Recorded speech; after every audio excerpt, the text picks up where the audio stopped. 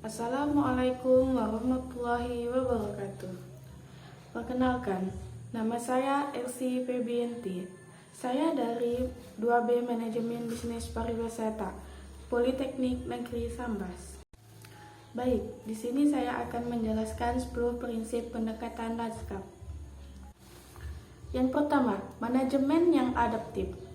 Manajemen yang adaptif adalah tindakan manajemen meningkatkan dan menciptakan peluang untuk belajar dan meningkatkan siklus pengelolaan adaptif, proses terstruktur lain dan berkelanjutan yang memberikan dasar bagi pengambilan keputusan yang kuat dalam menghadapi ketidakpastian melalui umpan balik, pemantauan, dan pembelajaran. Yang kedua, titik pertimbangan umum.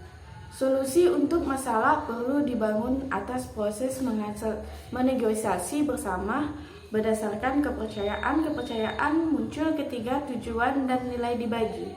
Mengidentifikasi cara cepat ke depan melalui penanganan tujuan jangka pendek yang lebih sederhana dapat mulai membangun kepercayaan. Yang ketiga, multiskala atau beberapa skala. Hasil pada skala apapun dibentuk oleh proses yang berpotensi pada skala lain. Pengaruh termasuk umpan balik, sinergi, aliran, interaksi, dan jeda waktu, serta pendorong dan tuntunan eksternal. Baik, yang keempat adalah multifungsi atau beberapa fungsi. Lanskap dan komponennya memiliki banyak kegunaan dan tujuan yang masing-masing dinilai dengan cara berbeda oleh pemangku kepentingan yang berbeda. Banyak lansap menyediakan nilai, barang, dan jasa. Pendekatan bentang alam mengakui berbagai pengorokan di antara barang dan jasa. Yang kelima, multi-stakeholder atau beberapa pemangku kepentingan. Berbagai pemangku kepentingan membingkai dan mengungkapkan tujuan dengan cara yang berbeda. Kegagalan untuk melibatkan pemangku kepentingan secara adil dalam proses pengambilan keputusan akan menghasilkan hasil yang optimal. Dan terkadang tidak etis semua pemangku kepentingan harus diakui. Meskipun pencarian solusi negosiasi yang efisien mungkin hanya melibatkan sebagian pemangku kepentingan, solusi harus mencakup distribusi manfaat dan inisiatif yang adil. Baik, yang keenam adalah logika perubahan yang dinegosiasikan dan transparan.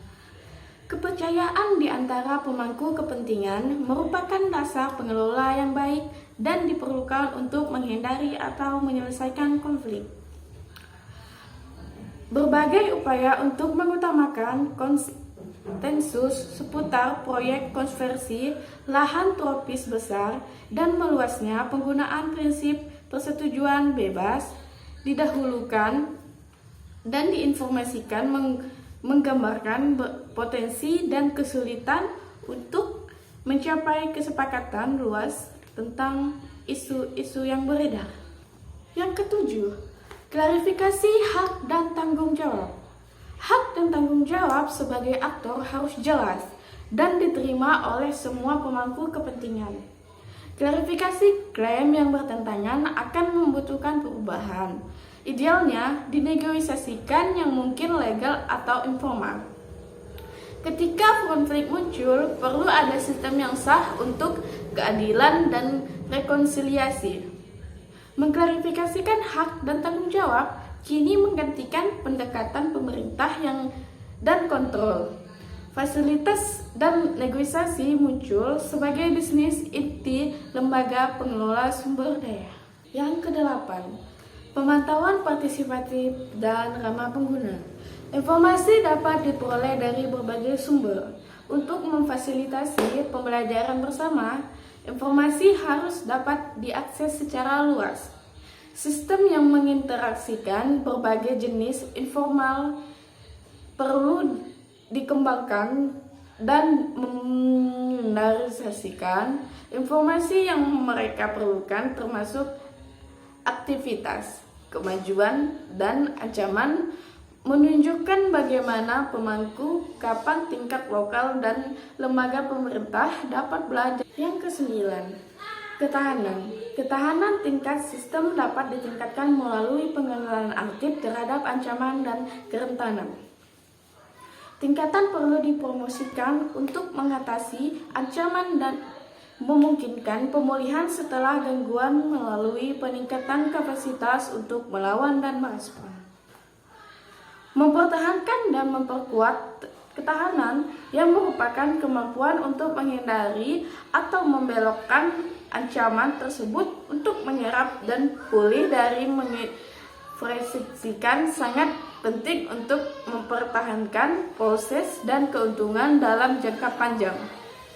Faktor yang berkontribusi terhadap ketahanan sistem beragam dan mencerminkan atribut ekologis, sosial, dan institusional. Yang ke-10, penguatan kapasitas pemangku kepentingan. Orang membutuhkan kemampuan untuk berpartisipasi secara efektif dan untuk menerima berbagai peran dan tanggung jawab. Partisipasi tersebut mengandalkan keterampilan dan kemampuan tertentu seperti sosial, budaya, dan keuangan. Proses pembelajaran pendekatan bentang alam merupakan suatu cara yang dapat digunakan untuk pemangku kepentingan untuk meningkatkan kapasitas mereka dalam menilai dan merespon. Sekian dari saya. Wassalamualaikum warahmatullahi wabarakatuh.